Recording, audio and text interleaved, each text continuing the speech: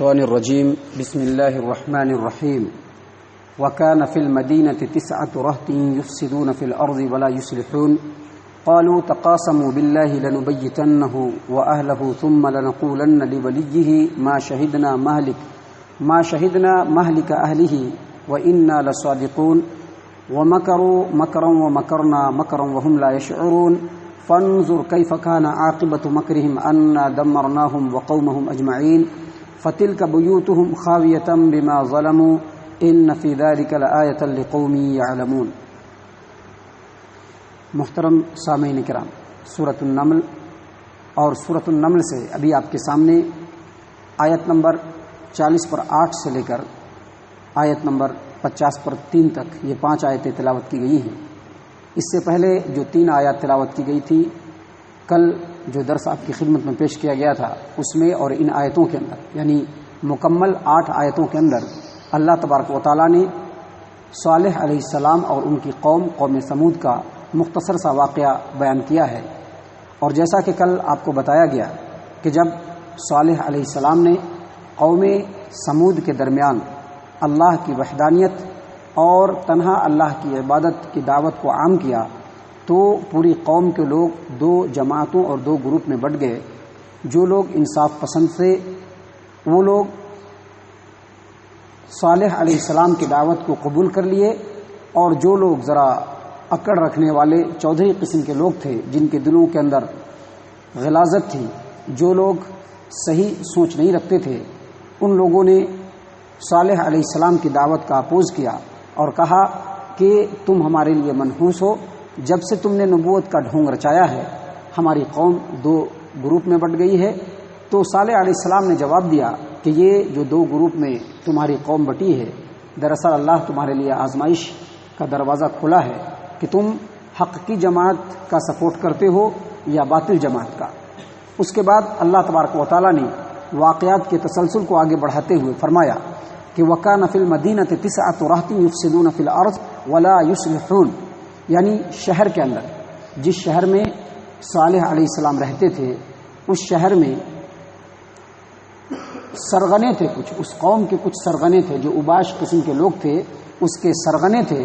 اور ان کا کام معاشرے کے اندر فساد برپا کرنا ہوتا تھا۔ یہاں پر جو رہط کا لفظ استعمال ہوا ہے عربی زبان میں، رہط کہتے ہیں ایک ہی خاندان کے چند افراد کو جو 10 سے کم ہو اور 9 تک ہو کم از کم، اور اس میں کوئی عورت نہ ہو۔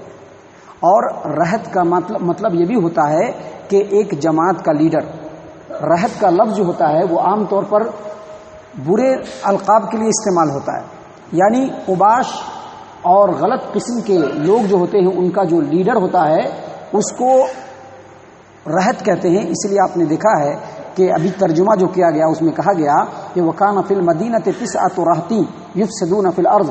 پورے قوم کے اندر اس شہر میں 9 سرغنہ تھے جو برے اور اوباش قسم کے لوگوں کے سردار تھے۔ ان کا کام یہی تھا کہ بس معاشرے کے اندر فساد برپا کرنا۔ فساد برپا کرنے کا مطلب یہ ہوا کہ لوگوں کو غلط کام پہ ابھارنا،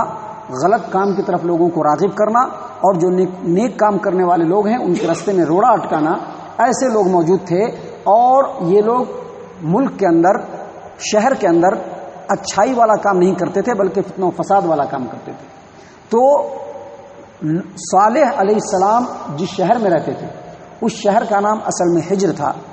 اور اس کو وادی قرا بھی کہا جاتا ہے۔ مکہ سے جب شام کا سفر ہوتا ہے تو اسی رستے پر یہ بستی موجود ہے، اور اس بستی میں اللہ تبارک و تعالیٰ نے صالح علیہ السلام کو مبعوث فرمایا، رسول بنا کر کے بھیجا۔ جب انہوں نے لوگوں کے درمیان اللہ کی دعوت دینا شروع کی، ایک اللہ کی عبادت کی طرف لوگوں کو جب راغب کیا، اس کی ترغیب کی،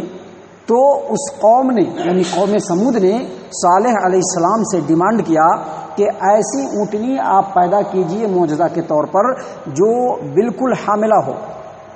اور اس کو پہاڑ سے اتاریے، ایسی حاملہ ہو کہ اب اس کا حمل نکلنے ہی والا ہو، اب وہ بچہ پیدا کرنے والی ہی ہو،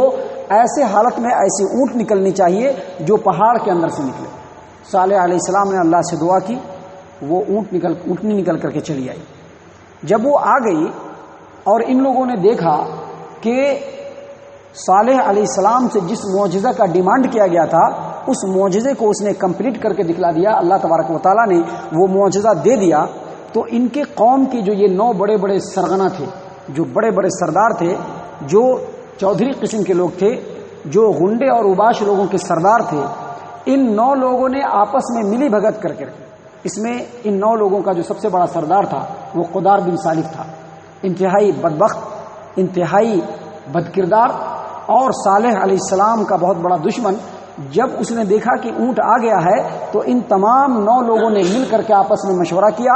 اور یہی جو قدار ہے، قدار بن سالف، اس نے اونٹنی کی کونچیں کاٹ دی اور وہیں پر اس کو ہلاک کر دیا۔ اللہ تبارک و تعالیٰ نے قرآن کریم کے اندر دوسری جگہ فرمایا ہے اذ انبعث اشقاہا،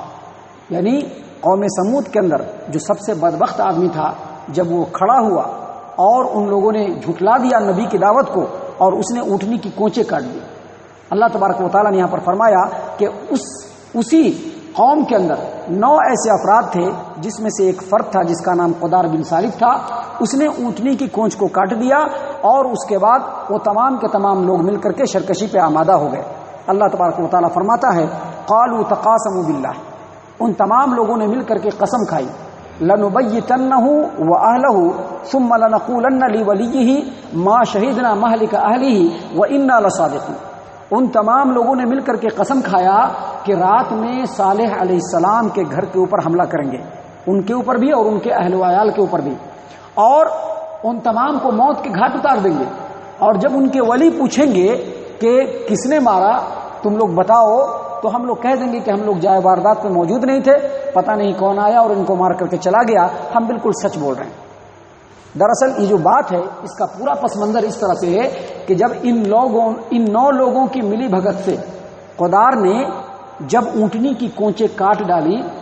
تو صالح علیہ السلام وہاں پر آئے اور کہا کہ تم نے اللہ تبارک و تعالیٰ کے معجزے کو، اللہ کی نشانی کو تم نے قتل کیا ہے، اب اللہ تبارک و تعالیٰ تم کو چھوڑے گا نہیں، تمتعوا فی دارکم 3 ایام، اب تم لوگ صرف اپنے گھر میں 3 دن رہ سالو، 3 دن سے زیادہ تم اب اپنے گھر میں نہیں رہ سکتے ہو، 3 دن کے بعد اللہ تبارک و تعالیٰ کا عذاب آئے گا، ذالک وعد غیر مکذوب، اور اللہ کا یہ وعدہ جو ہے وہ جھوٹا نہیں ہے۔ انہوں نے 3 دن کا الٹیمیٹم دے دیا کہ 3 دن کے اندر میں جب 3 دن کے اندر میں عذاب آ جائے گا۔ ان لوگوں نے سوچا کہ عذاب آوے نہ آوے اس سے کوئی مطلب نہیں ہے، اب صالح علیہ السلام کا قصہ پاک کر دیا جائے، ان کو اور ان کے پورے کنبے والے کو ختم کر دیا جائے، پورے گھر والوں کو ختم کر دیا جائے۔ لہذا ان لوگوں نے پلاننگ کی، اور تفسیر ابن کثیر کے اندر لکھا ہوا ہے کہ ان لوگوں نے یہ پلاننگ کی کہ حجر جو بستی ہے، جو گھاٹی ہے، اس کے بازو میں مسجد، جس مسجد میں رات کی نماز صالح علیہ السلام پڑھا کرتے تھے، وہ لوگ غار میں گھس گئے اور گھس کر کے یہ 9 آدمی پلاننگ کرنے لگے کہ جب صالح علیہ السلام نماز پڑھ کر کے نکلیں گے تو وہیں پر ان کا کام تمام کر دیا جائے گا، اور ان کا کام تمام کرنے کے بعد پھر ان کے اہل و عیال کی طرف جائیں گے، وہاں پر ان کے پورے کا کام تمام کر دیں گے،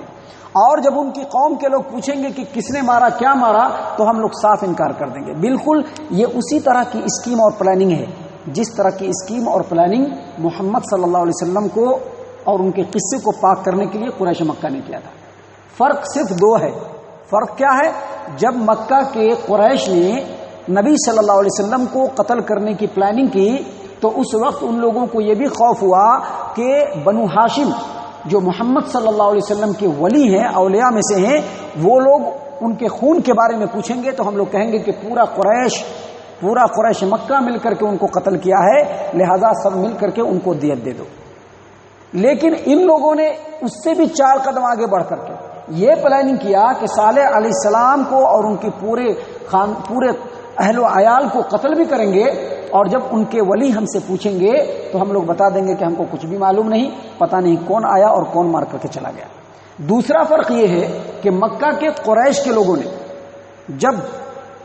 پلاننگ کی محمد صلی اللہ علیہ وسلم کو مارنے کی تو صرف تنہا محمد صلی اللہ علیہ وسلم کے قصے کو پاک کرنے کی پلاننگ کی کہ صرف محمد صلی اللہ علیہ وسلم کو ماریں گے، لیکن ان لوگوں نے صالح علیہ السلام کو بھی مارنے کی پلاننگ کی اور ان کے پورے اہل و عیال کو مارنے کی پلاننگ کی۔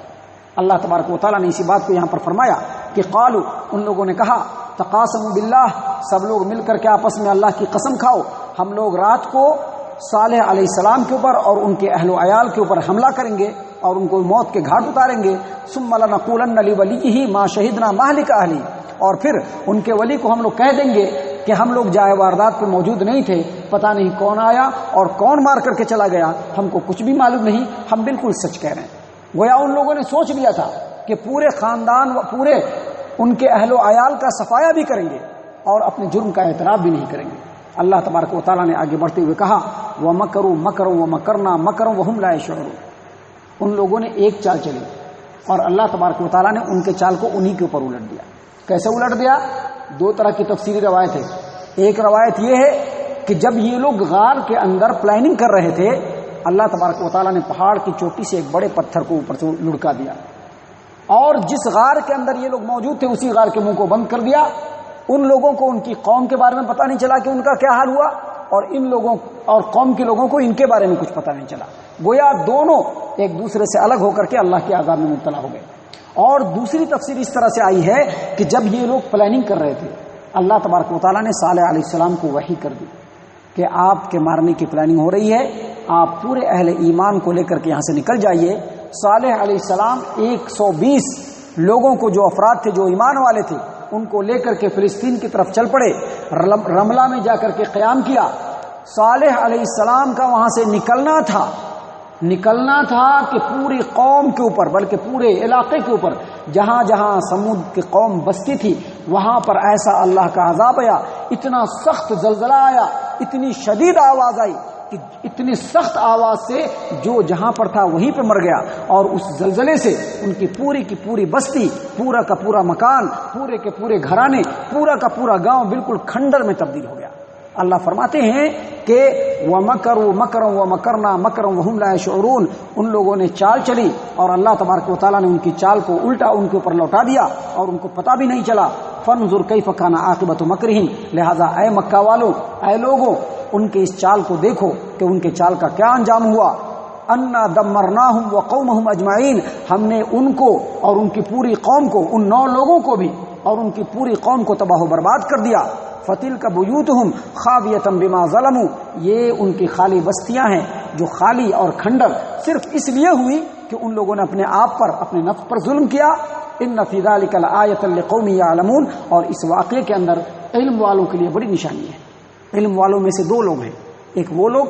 جو اس وادی قرا سے گزرتے ہیں اور ان کھنڈرات کو دیکھتے تو ان کو معلوم چل جاتا ہے کہ ان کا کیا حال ہوا. اور دوسرا علم والے وہ لوگ جن کو اچھی طرح سے معلوم ہے کہ قوم کیسے تباہ و برباد ہوتی ہے. وہ جانتے ہیں کہ جس قوم نے بھی اپنے رسول کی نافرمانی کی، یقینی طور پر وہ قوم ناکام و نامراد ہوگی. اس لیے برابر کہا جاتا ہے کہ ہمیں اپنی زندگی کے ہر معاملے میں اللہ کے رسول صلی اللہ علیہ وسلم کی اتباع کرنی چاہیے، کیونکہ جو قوم بھی اپنے رسول کی مخالفت کی وہ اس دنیا کے اندر باقی نہیں رہا. اللہ تبارک و تعالی ہم تمام کو ان آیات کے اوپر غور و فکر اور تدبر کرنے کی توفیق عنایت فرمائے. اللہ تبارک و تعالی ہم تمام کو صحیح توفیق عنایت فرمائے. آمین یا رب العالمین. وما علینا الا البلاغ المبین.